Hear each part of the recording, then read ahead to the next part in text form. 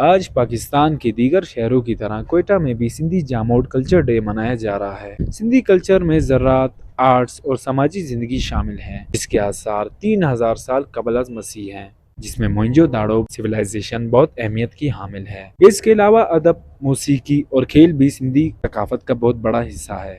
Programme میں مہمان خصوصی خالق ہزارہ نے بھی شرکت کی، جن کا کہنا تھا کہ کسی بھی ثقافت سے دوستی ایک باشعور معاشرے کی نشانی ہے۔ کی جانب سے، بلوچستان حکومت کی جانب سے، کلچر ڈپارٹمنٹ کی جانب سے تمام سندھی بھائیوں کو، جاموڑ بھائیوں کو جو ہے دل کی گہرائیوں سے میں سندھی کلچر ڈے مبارکباد پیش کرتا ہوں، اور ساتھ ہی ساتھ اس امید کے ساتھ کہ ہماری بھرپور کوشش ہوگی کہ ہم اپنی سوسائٹی کو، اپنے ملک کو ایک کلچر اورینٹڈ کی طرف سوسائٹی کی طرف لے جائیں۔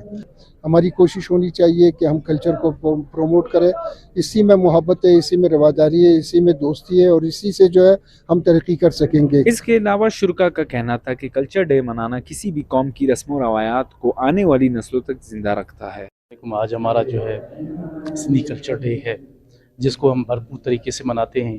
ہر سال کی طرح اس سال بھی ہم بھرپور طریقے سے منا رہے ہیں، اور یہ تقریباً 5000 سال ہماری ثقافت جو ہے وہ پرانی ہے۔